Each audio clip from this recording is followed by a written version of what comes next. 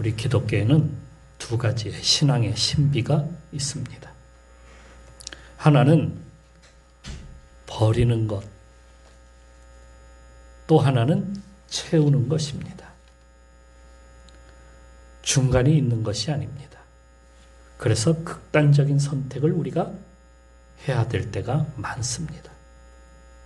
그러니까 버리는 것이란 십자가에 못 박아 버리는 것이고요. 채우는 것이란 부활을 덧입는 것입니다. 이 둘은 극과 극이에요. 완전히 달라요. 죽는 것이고 사는 것입니다. 버림과 채움입니다. 그러나 이 둘은 서로 연관성을 가지고 있습니다. 동양적 사고에서는 좀 이해가 가지 않는 그러한 부분들이죠. 우리의 사고는 유교적 사고예요.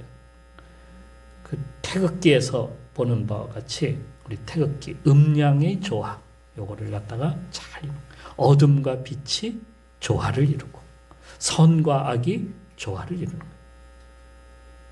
그래서 우리나라 사람들은 뭘 좋아하냐면 중도를 좋아해. 우리나라 사람들. 다른 나라에는 없는 중도가 있다는 거예요. 우리나라에는 중도가. 선거할 때 보면 아주 잘 나타납니다. 어떤 후보는 금권 선거를 통해서 선거에 당선되려고 합니다. 그래서 지역에다가 돈을 갖다가 막 뿌려요. 그러면 유권자들은 어떻게 해야 됩니까? 그거 받으면 안 되는 거예요. 그죠? 이게 불법이니까. 이건 불법이야. 그래서 그거 받으면 안 돼요. 그런데 우리는 어떻게 해요? 다 받아요. 다 받고. 그러면 우리도 어떻게 해요? 불법의 사실은 가담하는 것이 되는 거예요. 받고 나서 어떤 분은 어떻게 하냐면 그 후보를 갖다가 이게 정에 이끌려서 받았으니까 내가 그 후보를 아니까 그 후보에다가 찍어줘요. 그런데 어떤 분은 받고 나서도 싹 입을 닦아요. 그건 그거고 그건 그거고 하고 다른 후보에게 도장을 찍어주는 거예요. 그런데 이런 것들을 갖다가 우리는 별 문제 없이 받아들여요. 하지만 서양 나라 같으면은 어떻게 할까요? 안 받아. 왜 그 돈을 왜 받아 내가? 내가 이거 받으면 뭘 해줘야 되는데 왜 받냐고. 불법인 줄 알면서 왜 받냐고. 안 받는 거예요. 이게 우리의 사고하고 전혀 틀리는 거예요. 우리는 그냥 다 좋은 게 좋은 거야. 그냥. 예? 주니까 좋은 거야. 그냥 내가 받고 나면 정에 이끌리니까 아이 그냥 찍어주지 하고 찍어주니까 그걸 알고 사람들이 찾고 주는 거예요. 이게 이 사람이 정말 정책이 좋고 이 사람이 정말 일할 사람이고 그건 상관없어. 우리는 받고 나면 일단은 찍어주려고 마음도 먹기도 하고 뭐 정에 이끌린다 하고 주는 거예요. 그냥. 그러다 보니까 우리 선거가 이게 깨끗한 선거가 되지 못해. 항상 불법과 탈법이 계속 일어나는 이유가 뭐냐면 그런 걸 자꾸 이용해가지고 돈도 뿌리고 막 그러한 것들을 갖다 뇌물 공세를 막 하는 거예요. 서양적인 사고는 기독교 신앙을 갖다가 바탕으로 하고 있습니다. 그리스도와 벨리알이 어찌 조화되며 믿는 자와 믿지 않는 자가 어찌 상관하며 분명한 거예요. 이거. 우리는 이렇게 이야기하면 큰일 나. 극우가 돼. 기독교의 극우 세력이 되는 거예요. 예수님의 말씀은 분명히 그래요. 너희가 하나님과 재물을 겸하여 섬길 수 없느니라. 그런데 우리는 어떻게? 같이 그냥 내가 열심으로 신앙생활하고 돈 많이 주시는데 감사하니까 그거 가지고 어떻게 하든지 내가 돈 벌어가지고 내가 헌금 많이 해야겠다. 이런 생각으로 우리가 살아가는 거예요. 그러니까 그런데 이 둘은 사실은 조화될 수가 없는 거예요.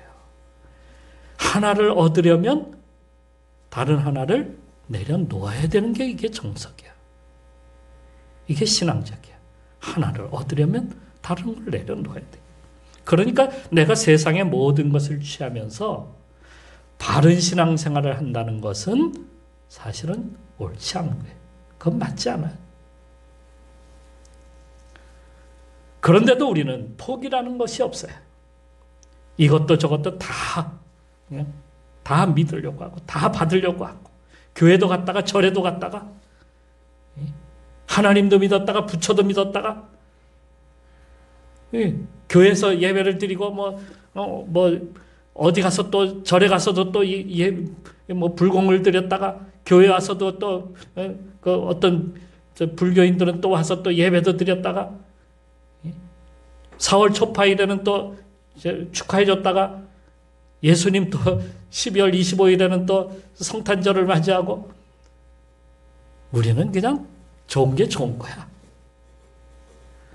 그 교회 다니는 사람 중에 30%, 약 30%에 해당하는 사람들이 점쟁이를 찾아다니는 거예요. 점쟁이를 찾아다닌대요. 결혼 날짜, 태기를 갖다가 받으러 가기도 하고, 아기 못 나면 왜 아기 못 나는지 그런 걸 보러 가기도 하고, 연초가 되면 우리 아들 학교 시험에 잘 붙을지 그런 걸 알아보러 가기도 하고, 점쟁이를 찾아다닌다는 거예요. 물론 우리 성도들 가운데는 그러한 성도가 하나도 없습니다만은 있다는 거야. 그런 사람들이 약 30%에 해당하는 사람들이 그렇다는 거예요.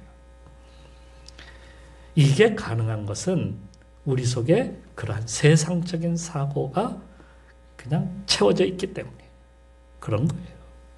그러다 보니까 세상적인 사고가 중심이 되고 예수님도 믿어야 되고 이러니까 이게 이 둘 사이가 굉장히 우리가 이게 사이가 요 사이를 갖다가 정확하게 하기가 너무 어려운 거야. 우리나라 사람들이 많이 버리는 물건이 있는데요. 그게 언제 잘 보이냐면 이사 갈 때 보면 잘 알아. 이사 갈 때 보면 제일 많이 버리는 게 뭔지 아세요? 가구야, 가구. 가구를 제일 많이 버려. 그래서 여기 경비실 그 근처를 이렇게 지나다 보면은요, 그 옆에다가 가구들을 쌓아놓는데 이사 갈 철이 되면은 가구가 빼곡해. 그만큼 가구들을 많이 버려요. 왜 그럴까요? 내가 이사 가는 집이 새 집인데 그 새 집에 맞는 구색을 맞춰야 되잖아요. 거기에 맞는 가구를 집어넣어야 돼. 그래서 구색을 맞추기 위해서 전에 있던 가구가 좋든 싫든 아니 새 것이든 헛 것이든 그냥 다 버려. 그래서 꽤 쓸만한 것들이 굉장히 많더라고요. 가구들이. 여러분 새 가구를 갖다가 들여놓는 사람이 헌 가구도 나는 이거 다 그냥 같이 쓸래 하는 사람이 별로 없어요. 왜요? 집이 좁은데 그 큰 가구들을 어떻게 다 갖고 있어. 그러니까 어쩔 수 없이 버리는 거예요. 여러분 우리 신앙생활도 버려야 돼요. 버려야지만이 우리가 새로운 걸 얻는 거예요. 새로운 것 얻기 위해서는 내려놓아야 된다 하는 것입니다. 자기의 것을 버리지 못한 가룟 유다. 다른 사람들은 예수님께 우리가 모든 것을 버리고 다 주를 쫓았나이다 하고 이렇게 말을 해요. 마태복음 19장 27절에 보니까 우리가 모든 것을 버리고 주를 쫓았나이다 이렇게 이야기를 합니다. 하지만 그는 이 가룟 유다는 항상 돈에 얽매여서 살았어요. 요한복음에서는 그가 돈을 갖다가 도둑질하고 챙긴다. 뒷돈을 챙기는 거예요, 자꾸. 이런 사람으로 고발하고 있습니다. 요한복음 12장 6절에 이렇게 씁니다. 그는 도둑이라 돈깨를 맞고 거기 넣은 것을 훔쳐가미러라. 결국 사고를 치고 말았어요. 자기의 선생님을 어떻게 은 30에 팔아버린단 말입니까? 대제사장과 그의 무리들에게 예수님을 은 30을 받고 팔아버리고 말았어요. 둘을 다 취하고자 했던 거예요. 예수님도 예수님이 그러면 분명히 살아나실 거야. 분명히 예수님이 그러면 저들을 물리치고 왕이 되실 거야. 그의 생각에는 그런 것들이 다분했어요. 그러니까 예수님을 팔아도 된다라고 여겼던 것이죠. 그러니까 돈도 챙기고 예수님의 능력도 이제 볼 수 있는 거죠. 결국에 그는 아무것도 취할 수가 없었어요. 모든 걸 다 잃고 말았습니다. 예수님은 어떻게 되셨을까요?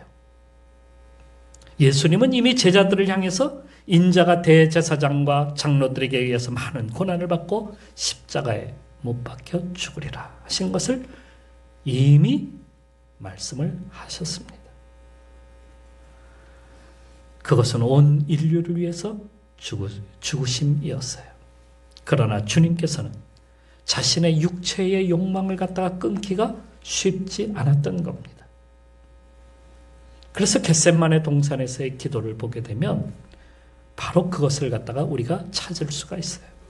거기서 주님은 어떻게 기도하셨습니까? 네, 아버지여, 만일 할만하시거든 이 잔을 내게서 지나가게 하옵소서. 그러나 나의 원대로 마옵시고 아버지의 원대로 하옵소서.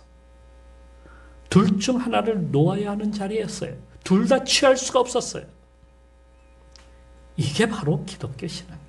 둘을 다 취할 수가 없는 거예요. 내려놓아야만 하는 그러한 순간이었어요. 그때에 주님께서 둘 중에 하나를 택하여야 되는 이 순간에 어떻게 하셨을까요? 자신의 안위와 편안함을 택하신 것이 아니라 아버지의 뜻, 하나님의 뜻을 따라서 십자가에 달려 죽으시기로 결정을 하시는 겁니다. 엄청난 고난이 따라오는 것이었어요. 인간으로서는 감당하기 어려운 일이었어요. 극단적인 선택이잖아요. 극단적인 선택이에요, 이게. 여러분, 신앙은 극단적인 선택이 돼야 되는 거예요. 이를 선택하게 하여서 따르기 위해서 기도하실 때에 땀방울이 핏방울처럼 보였다. 얼마나 고뇌했으면, 얼마나 힘들었으면 그 결정이.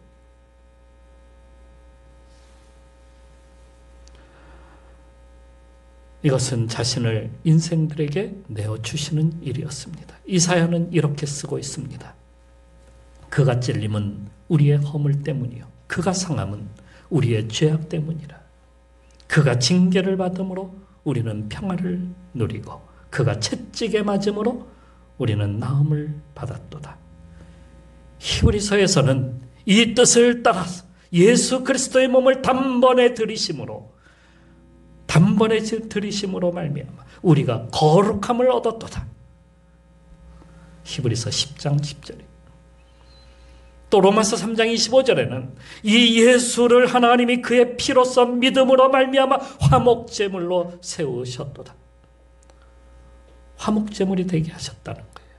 우리를 위한 화목제물. 말씀대로 예수님은 십자가에 죽으셔서 아리마대 요셉의 무덤에 묻히셨고 3일 만에 어떻게 되셨어요? 다시 살아나셨어요.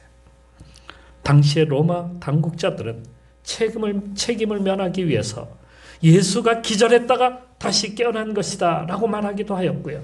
제자들이 그 선생의 시체를 갖다가 훔쳐갔다 이렇게 말하기도 했습니다.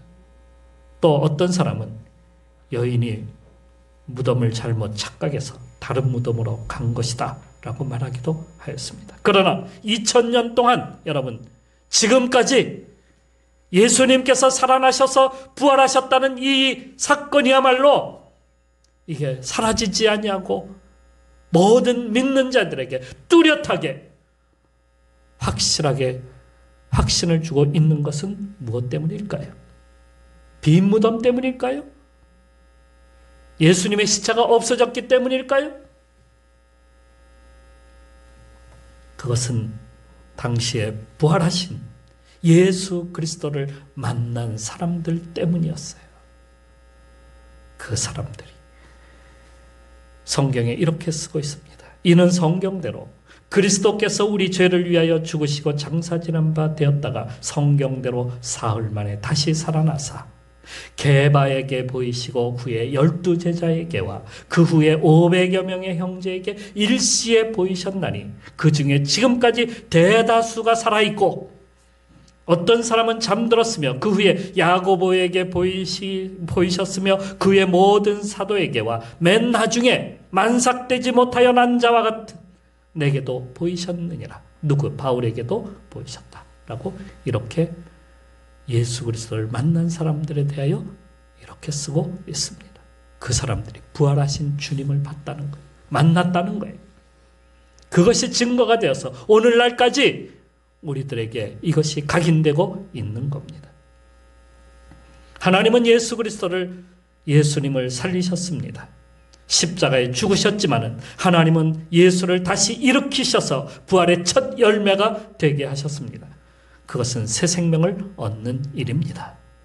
성경은 죽은 자의 부활도 그와 같으니 썩을 것으로 심고 썩지 아니할 것으로 다시 살아나며 욕된 것으로 심고 영광스러운 것으로 다시 살아나며 약한 것으로 심고 강한 것으로 살아나며 육의 몸으로 심고 신령한 몸으로 다시 살아나느니라.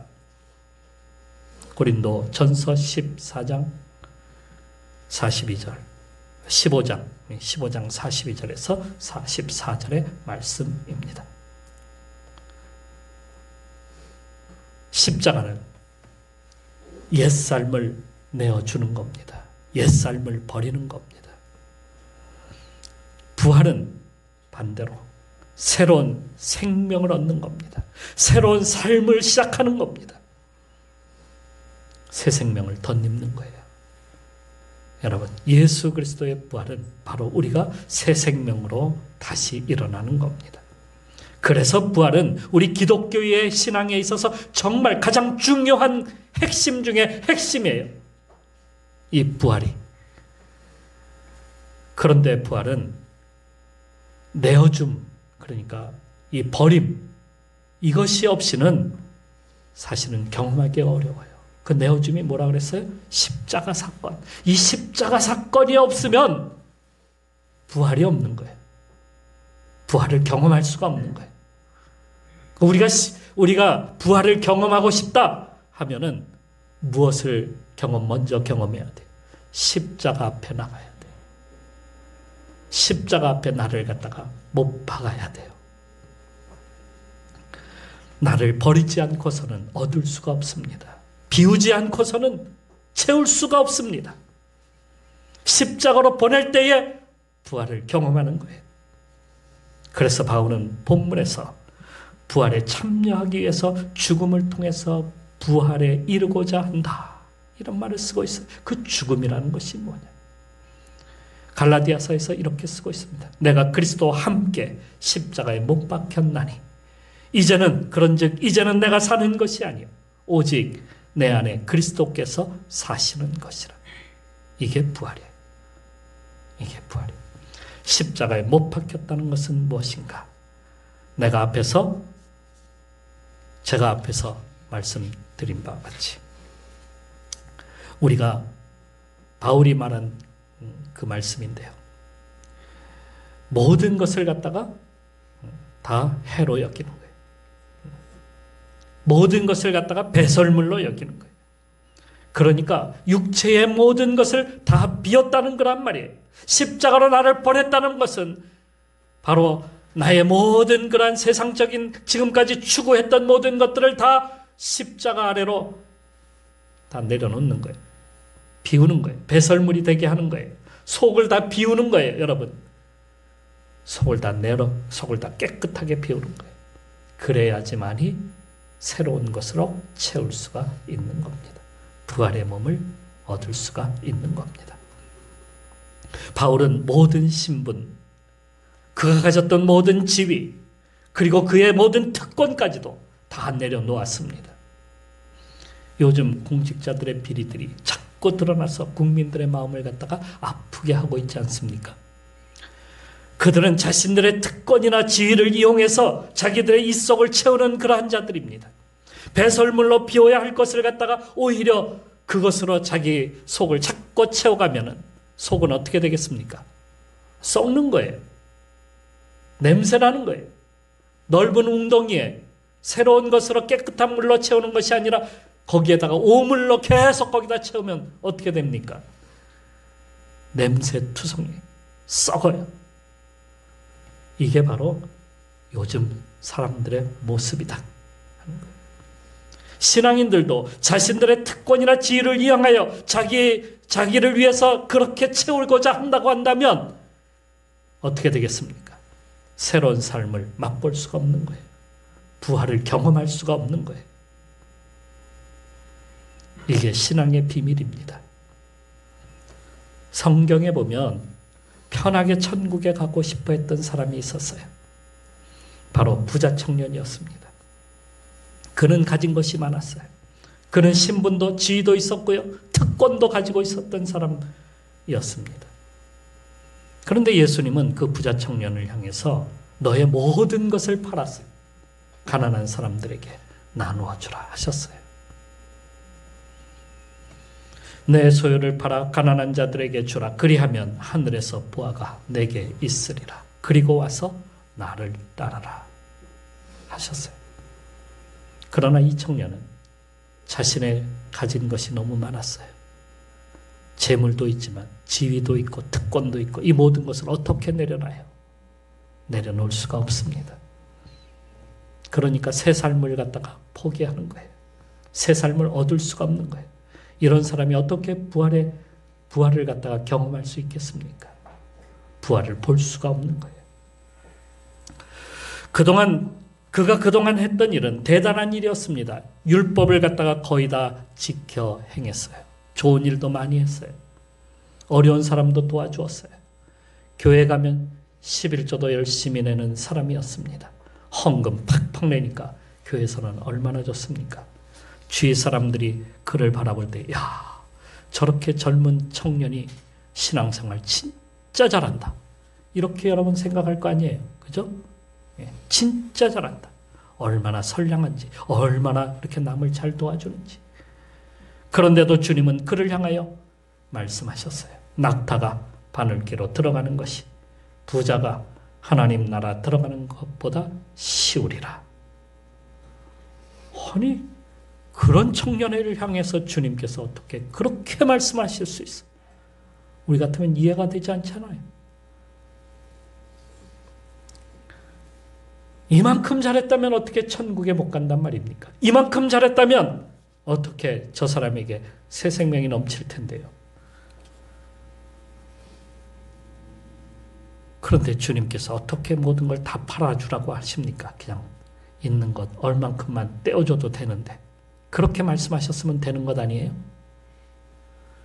그런데 주님은 그렇게 말씀하시잖아요. 조금만 주어라 하지 않아요. 적당히 주라고 하지 않아요. 중간만큼 하라고 하지 않아요. 야, 너 중간만큼만 해. 그러면 내가 다 알아서 할게. 이게 아니라고요. 주님은 그렇게 말씀하시지 않아요. 다 주어라는 거예요.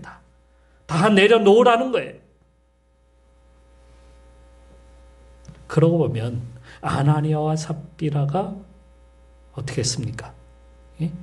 모든 것을 다 바쳤다고 했는데 아니었잖아요.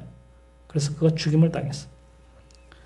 그래도 그는 어려운 사람들을 갖다가 돕는 일에 함께 하지 않았어요? 그 정도 되는 사람이면 얼마나 우리 가운데 대단한 사람이었을까? 그가 돕는 일에 참가하지 않았다면 죽지도 않았을 겁니다. 우리의 사고로 볼 때 아니 어떻게 이런 극단적인 예를 갖다가 여기에다가 쓸 수 있을까? 라고 이렇게 말할 수 있지만은 신앙은 그런 게 아니었어요. 이들이 죽는 것을 보게 된 것은 무엇 때문입니까? 그들이 죽은 것은 자신들을 너무도 나타내고 싶어 했어요. 예수님보다 자기를 더 돋보이고 싶어 했어요. 그래서 문제가 발생된 거죠. 나를 온전히 비우고자 한 것이 아니란 얘기예요. 그들이 부활의 능력을 보지 못하는 것은 자명한 일이에요. 그러니까 하나님은 우리에게 항상 비우고 버리고 내려놓는 것만 놓는 것에 대해서 이렇게 말씀하고 계시지만은 또한 주님은 그것만이 있는 것이 아니라 체험이 있다라고 또한 우리에게 알려주고 있습니다. 육체의 것을 비우고 하늘의 것을 채우는 겁니다. 세상의 것을 닫으면 하늘이 보여요. 세상의 것을 내려놓으면 하늘을 얻을 수가 있어요. 내가 육체의 것을 십자가로 보내면 부활을 경험하는 거예요. 그것을 바울은 그렇게 했어요. 모든 것을 다 해로 여기면 내가 배설물로 여기는. 그래서 부활에 이르고자 했다라고 이렇게 말씀하고 있는 거예요. 내가 부활을 갖다가 얻고자 그렇게 달려가는 거예요. 바울은 이것을 채우기 위해서 이제 산다라고 우리에게 알려주고 있습니다. 미국의 장로교 선교사였던 벤자민 위어라는 분이 있었는데 그는 1980년에 레바논 무슬림 과격분자들에게 납치되어서 끌려갔습니다. 손과 발이 묶이고 눈이 가려진 채 어디론가 끌려갔어요. 아, 이제 죽었구나. 그런데 그는 그 순간에 기도했습니다. 아버지, 저는 무슨 일이 일어날지 알지 못합니다. 그냥 맡깁니다. 주님께 주님의 뜻대로 해주십시오. 그러면서 기쁜 마음으로 하나님 앞에 찬양하고 정말 기쁜 마음으로 하나님 앞에 드렸어요. 분명 그는 죽을 줄 알았어요. 그래도 그는 죽더라도 하나님께 모든 것을 맡겨야 되겠다. 내가 죽더라도 하나님께 맡겨야 되겠다. 이게 바로 부활신앙이에요. 주님의 뜻을 따랐어요. 그런데 말입니다. 그가 찬양을 막 하고 있는데 그 테러리스트 중 한 사람이 그 모습을 보면서 어떤 일인지 마음에 감동을 받은 거예요. 그래서 그를 갖다가 살려주게 됩니다. 결국 그는 죽음에서 살아나게 되었어요. 진정한 부활을 갖다가 경험하게 된 것입니다. 자기를 내려놓았더니 그렇게 하나님께서 살려주셨다는 것입니다. 부활을 경험하려면 십자가 앞에 나를 내려놓아야 합니다. 나의 욕심, 내가 바라는 것, 나의 모든 그 뜻을 갖다가 내려놓고 무엇을? 아버지의 뜻을 받는 거예요. 그래야 우리가 진정한 부활을 경험하게 됩니다. 그때 비로소 주님으로 채워지기 시작하는 거예요. 여러분의 삶이 비운다고 해서 모든 것이 끝나는 것이 아니잖아요. 그죠? 다른 종교에는 비우는 것이 많아요. 다 비운대. 그래야지 해탈도 받고, 그래야지 극락세계도 가고, 한다는 거예요. 비워야. 근데 우리는 비워야 가는 게 아니에요. 채워야 가는 거예요. 무엇으로 채우느냐? 여러분, 그게 중요하잖아요. 이 세상 것으로 채우는 것이 아니라 부활의 능력으로 채우는 거예요. 부활을 예수 그리스도의 부활의 몸을 덧입는 거예요. 그래야 우리가 주님 앞에 설 수 있는 겁니다. 오늘도 예수 그리스도의 부활의 몸을 입고 이 세상을 정말 하나님의 그 축복 가운데 살아가는, 하늘을 덧입고 살아가는 그러한 성도로 살아가시기를 주님의 이름으로 축원합니다.